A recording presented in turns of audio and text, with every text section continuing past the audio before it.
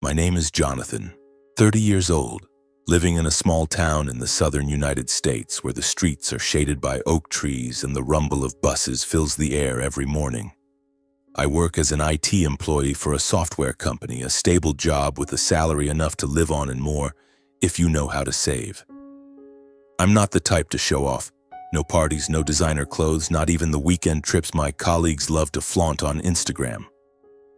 I take the bus, eat homemade boxed lunches, and save nearly every extra dollar I have. Not because I'm stingy, but because I have a dream. One day I'll have my own family, a home I can be proud of. I live with my parents in an old 2-story house in the suburbs. My mother, Clara, 58, loves watching cooking shows and constantly complains about the oven that broke last year. My father, Henry, 60, is a retired auto mechanic who now spends most of his time watching football or grumbling about the neighbors. They're not rich, but they're not struggling either. I'm an only child, and since graduating from college, I've naturally become the family's financial pillar. Electricity, water, internet, property taxes, maintenance. I cover it all. I don't complain. It's my responsibility, I think, and I want them to live comfortably. Every month, after paying all the bills, I set aside a portion into a savings account, consistently year after year. By now, the amount is close to $200,000. I haven't told anyone, not even my parents. It's my secret, the future I'm building day by day. Seeing the balance in my account gives me peace of mind. I thought it would stay a secret forever, until one day, everything changed. It was a Friday evening with light rain falling.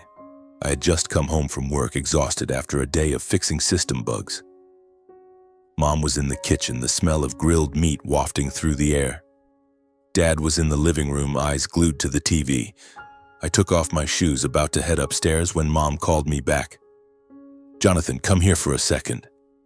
Her voice had something unusual, not the gentle tone I was used to.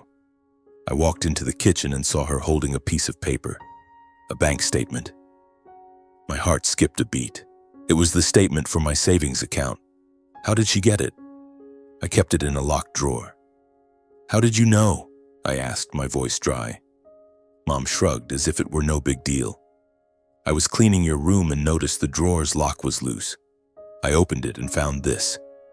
You're hiding all that money and didn't say a word?" I wanted to get angry but held back.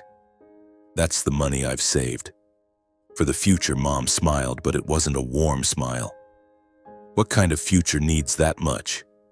Almost $200,000, Jonathan. Are you going to let your dad and me keep living miserably in this house?" I was stunned. Miserably? I pay every bill, buy groceries, fix the roof whenever it leaks. I didn't know how to respond, so I just took the paper back and went to my room. But that night I couldn't sleep. Something in Mom's voice made me uneasy, like a storm was brewing. In the days that followed, everything began to change. My parents were no longer the people I once knew. They started making demands little by little, as if my money belonged to everyone. It started with Mom. One morning, she pulled me to the dining table and placed a travel brochure in front of me. "A safari in Africa, Jonathan. I've dreamed of going since I was young. It's only $10,000. You can afford it, right?" I looked at her, searching for the woman who used to hug me when I got bad grades at school. $10,000 wasn't a small amount. It was months of savings, days of eating boxed lunches and taking the bus, but I thought, if this is their dream, I could sacrifice a little. They raised me, didn't they? "Okay, Mom," I said softly. "I'll pay for it." Mom hugged me, beaming. "My good boy." But the hug faded quickly like a passing breeze. My parents prepared for the trip with excitement. They bought new suitcases, new jackets, even a fancy camera, all with my money. I didn't say anything, just quietly transferred the funds. On the day they boarded the plane, I stood at the airport, waving goodbye. Mom smiled, Dad nodded, and I thought, they must be so happy. For the 2 weeks they were in Africa, I stayed home alone. The house was quiet, with only the hum of the old TV and the patter of rain on the porch. I ate instant noodles and drank tap water because that month's salary had gone to their trip. I didn't complain. I imagined them watching elephants, taking photos with Mount Kilimanjaro, and told myself I did the right thing. But when they returned, things weren't as I'd hoped. I went to the airport to pick them up, my heart eager. I thought they'd share stories, hug me, or at least bring back a small gift, a bracelet, a postcard, anything. But they walked out, dragging heavy suitcases, looking exhausted. Mom complained about the long flight. Dad grumbled about the airplane food. Not a word of thanks. Not a question about how I was. Not even a token gift. I hoped you guys had fun, I said, trying to keep my voice light as I drove home. Mom shrugged. It was okay. Dad said nothing, just scrolled through his phone. I felt my heart being squeezed. $10,000, 2 weeks of eating noodles, nights convincing myself I was doing the right thing, all for their indifference. But I swallowed my anger, telling myself they're probably tired. They'll thank me later, but they didn't. After the trip, my parents changed.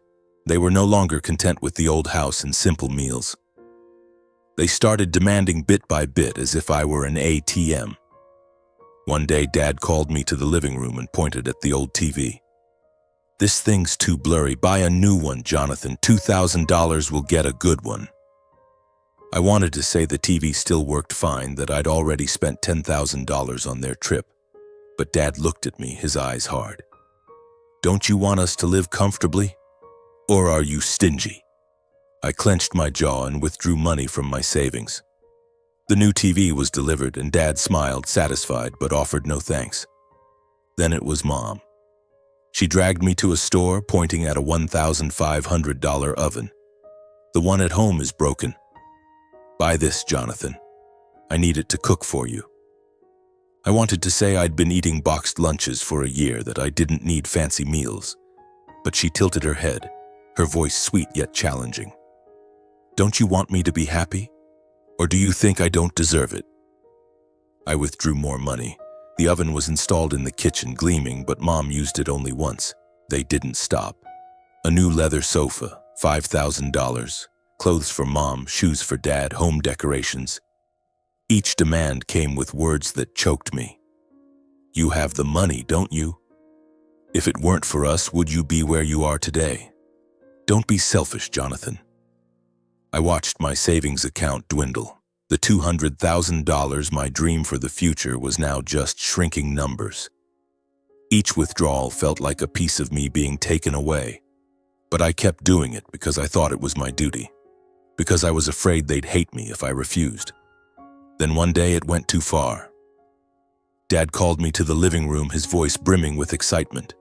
On the table was a brochure for a pickup truck priced at $40,000. Jonathan, I need this truck. The old car's done for. Buy it. I want to drive it next week.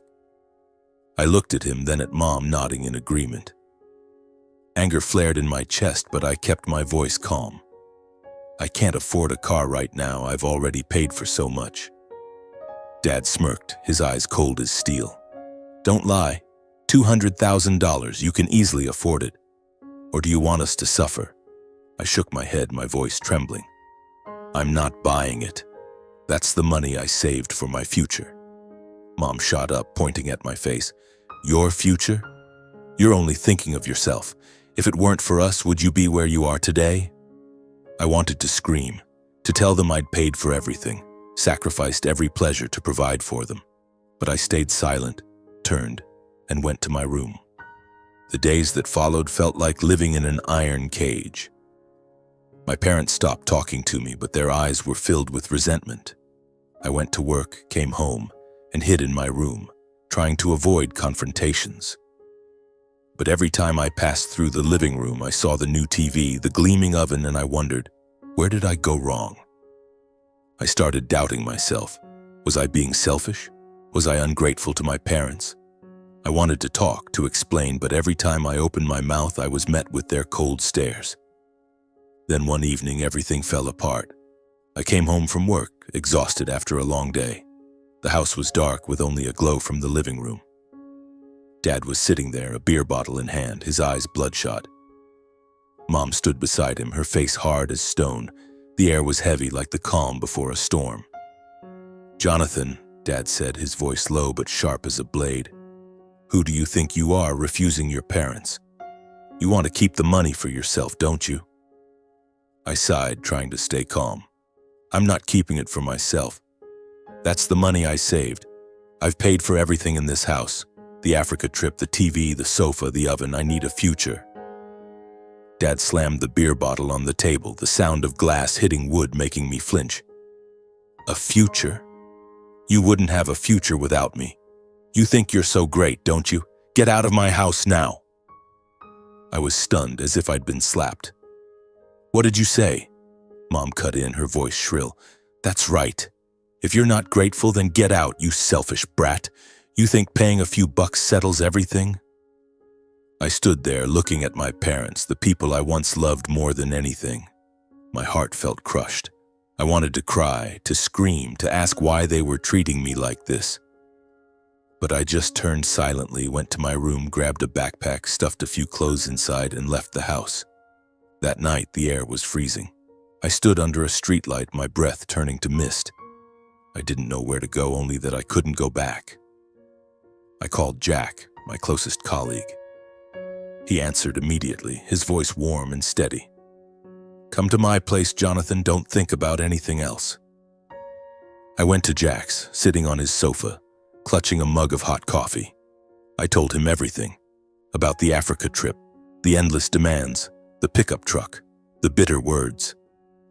Jack listened without interrupting. When I stopped, my eyes stinging, he put a hand on my shoulder. Jonathan, he said firmly, you don't owe them your whole life. You've done more than enough. It's time to live for yourself. Jack's words were like a small flame in the darkness. I looked at him, and for the first time in days, I felt a spark of hope. For the first time, I felt a small fire ignite in my chest, not anger, but determination. Jack, I said, my voice hoarse, I'm going to stop paying for them. Electricity, water, internet, taxes, everything. I can't keep doing this. Jack nodded, patting my shoulder. That's right. They need to learn to manage on their own. You're not a money printer. The next morning, I called the utility companies. I canceled the automatic payments for the electricity, water, and internet bills. I contacted the tax office, informing them I was no longer responsible for the house. Each call was like a knife cutting through the invisible chains that had bound me for years. I was both scared and relieved. Scared because I knew my parents wouldn't let it go. Relieved because I was taking back my life. I stayed at Jack's, sleeping on his sofa, going to work as usual. I tried not to think about my parents, but every time my phone buzzed, my heart clenched. 3 days later, Mom called repeatedly, leaving dozens of voicemails. I opened one, her voice shrill and full of resentment. Jonathan, how dare you cut the electricity? The house is pitch black. I can't cook. Do you want me to starve? I turned off the phone, my hands shaking. I wanted to call back to apologize, but then I remembered her eyes when she told me to get out.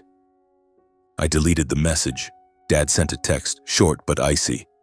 You'll regret this, Jonathan. I'm your father. I read it, then locked my phone. I told myself, I'm not wrong. I can't live forever to please them. A week passed, and I started getting used to my new life. Jack was kind, letting me stay without prying.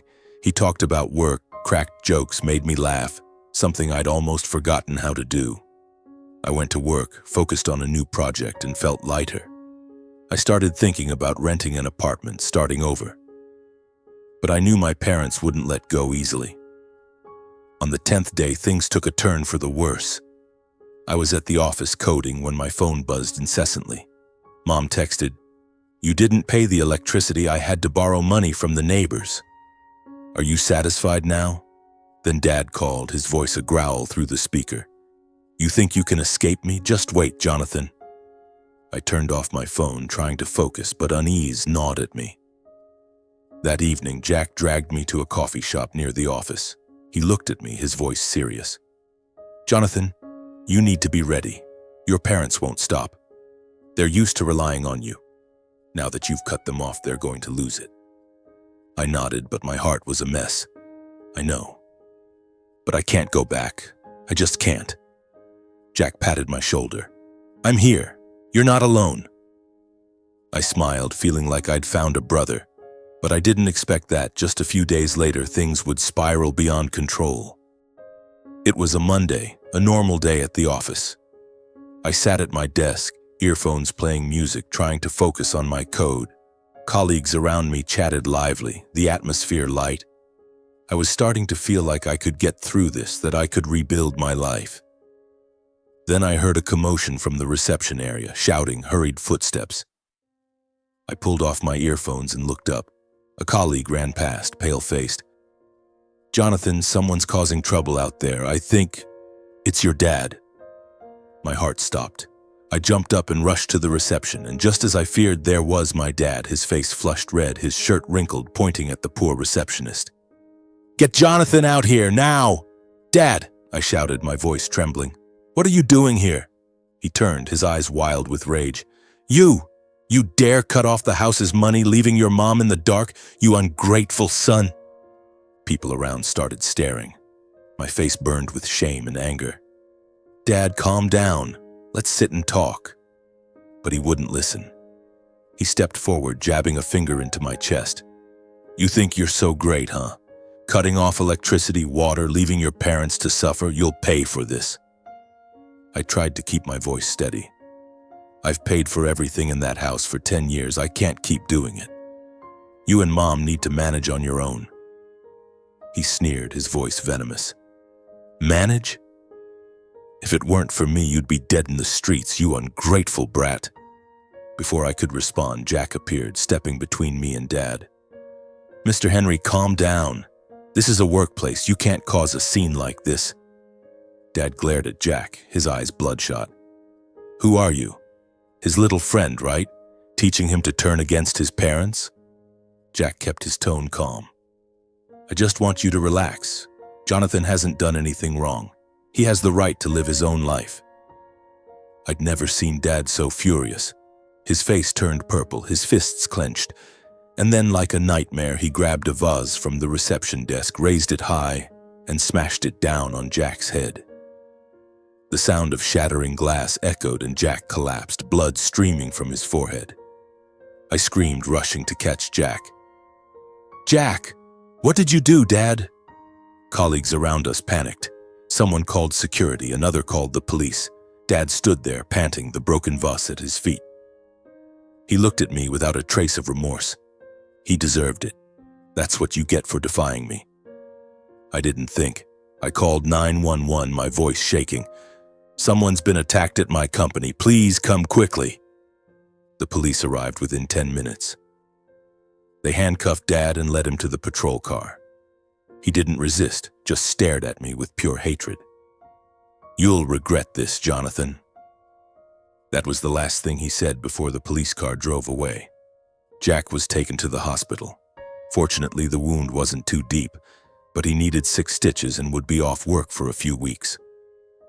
I sat by his hospital bed, gripping his hand, overwhelmed with guilt.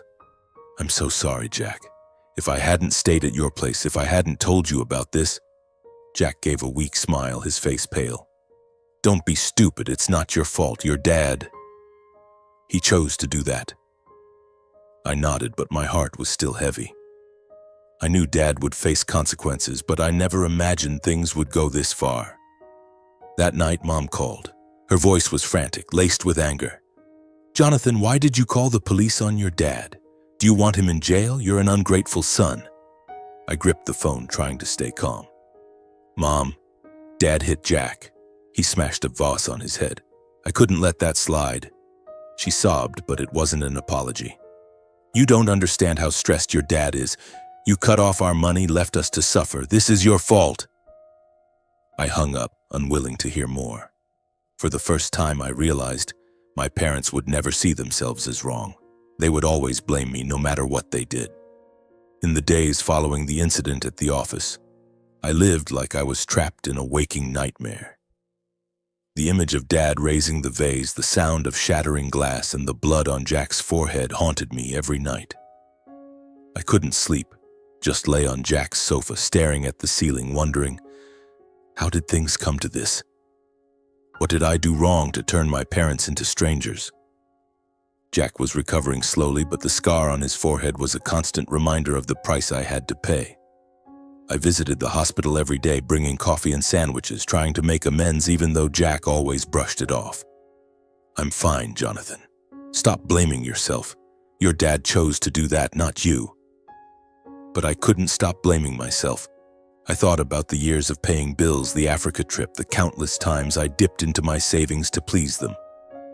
I thought I'd tried my best, but why was it never enough for them? Then Mom called. My phone buzzed in the middle of the night, her name flashing on the screen. I hesitated, my finger hovering over the decline button, but I answered. Her voice wasn't shrill like before, it was trembling, full of tears. Jonathan, you have to save your dad. The police are holding him. They say he could go to jail. You're his son. You have to do something. I sat up, my heart pounding. Mom, Dad assaulted someone. Aggravated assault with a dangerous object is a criminal charge. There's nothing I can do. She stopped crying, her voice suddenly ice cold. You ungrateful child, do you want your parents to die? I don't have a son like you. I hung up, my hands shaking. Her words cut into my heart like a knife, but strangely I didn't cry. I just felt empty, like a part of me had died. I told myself I'm not wrong. I can't go back. A few days later, I got word from a lawyer.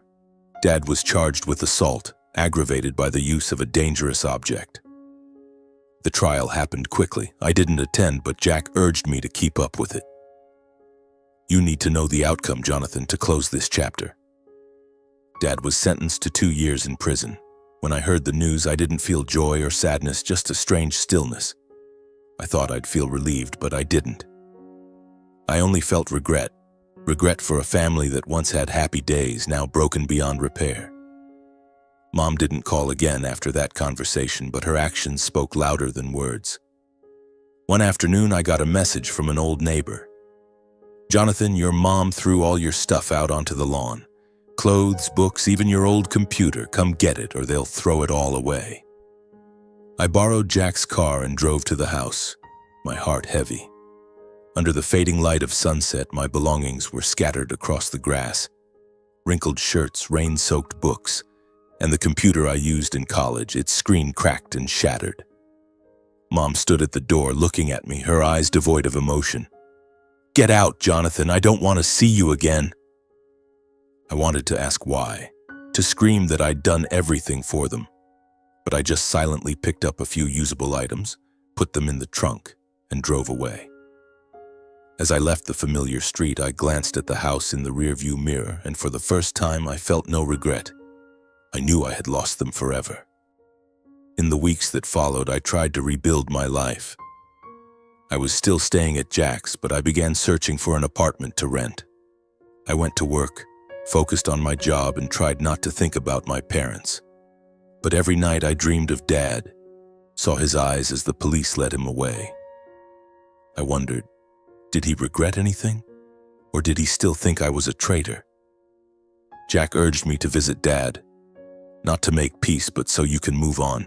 You need to face him, Jonathan. I hesitated. I was afraid to see Dad, afraid of what he'd say, but I knew Jack was right. If I didn't confront him, I'd be haunted forever. So one Saturday morning, I drove to the county jail where Dad was being held. The visiting room was cold, reeking of disinfectant. I sat behind the glass partition, hands clenched, waiting for Dad. When he walked in, I barely recognized him. He was thinner, his hair grayer, his eyes sunken. He sat down, staring at me through the glass, saying nothing. Dad, I started, my voice hoarse.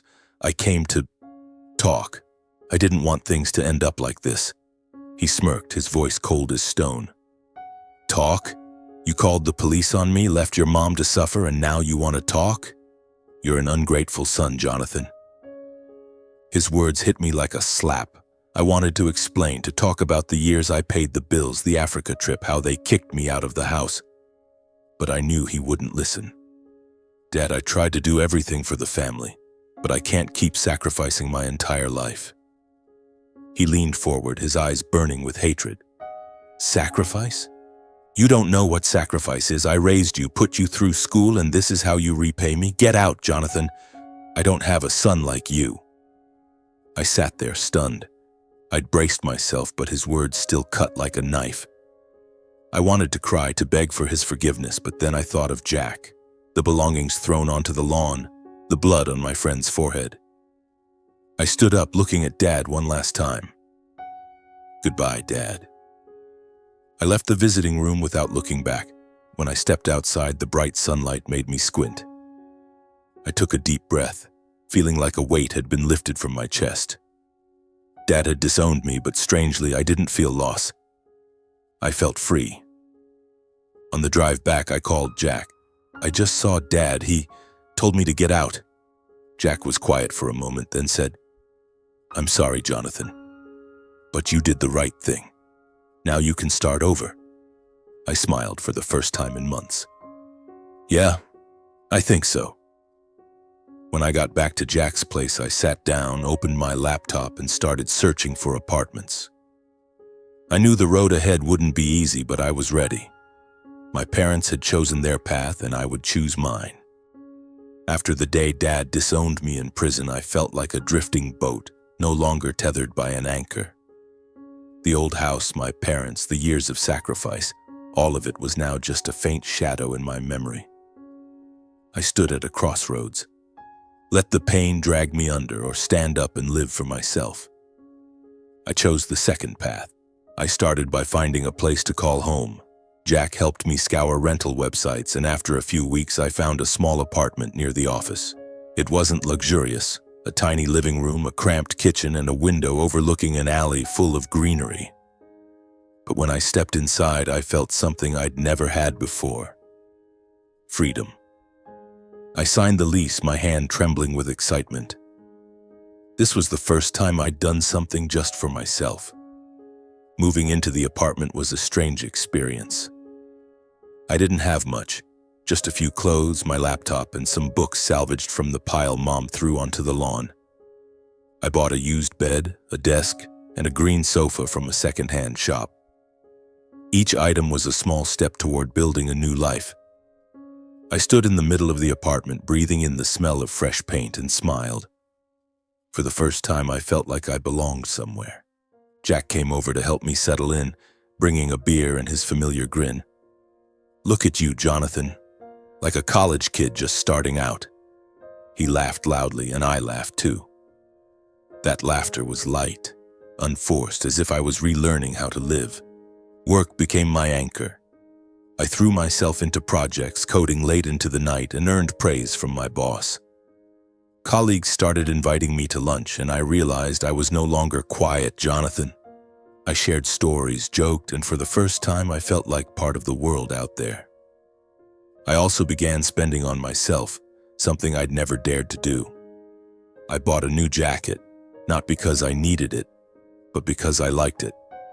I signed up for a weekend cooking class, learning to make the beef stew Mom used to cook.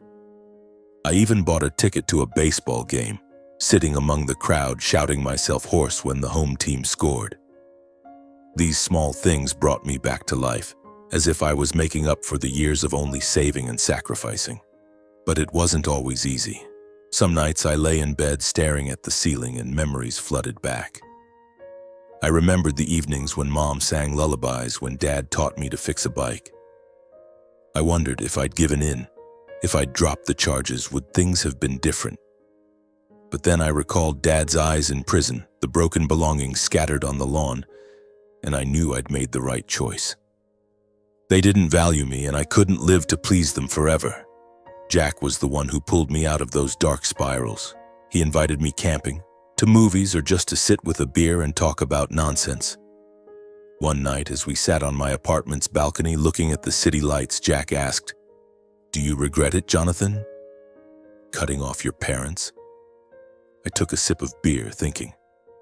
Sometimes I think I was too harsh, but then I realize if I hadn't done it, I'd still be their shadow.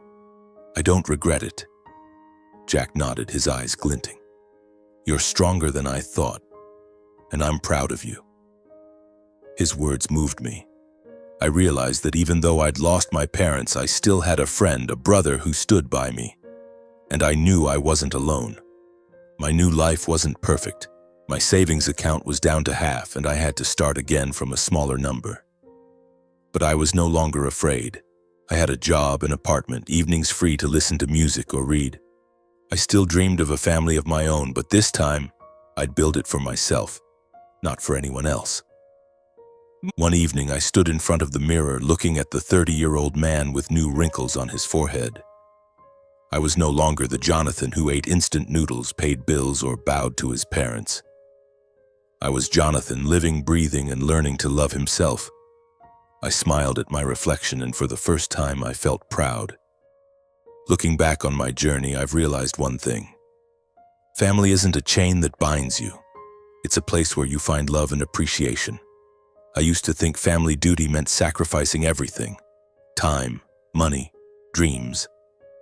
I paid bills, funded the Africa trip, bought the TV, sofa, and oven, all because I thought that's how I proved I was a good son. But I was wrong.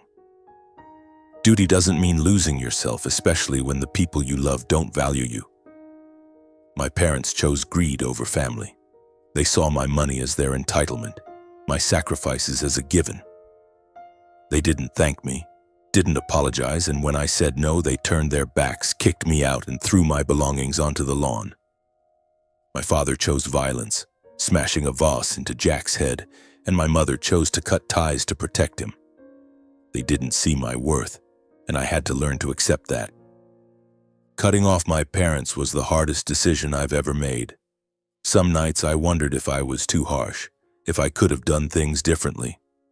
But every time I look at my small apartment, at the things I bought myself, at the meals I cook, I know I made the right choice. I didn't abandon my family. I let go of people who didn't value me. And that's the difference. Life isn't an endless string of unconditional sacrifices. You have the right to prioritize yourself, to say no when someone crosses your boundaries. I've learned that to love others, you must first love yourself. I no longer live to please my parents, no longer carry the burden of their unreasonable demands. I live for me.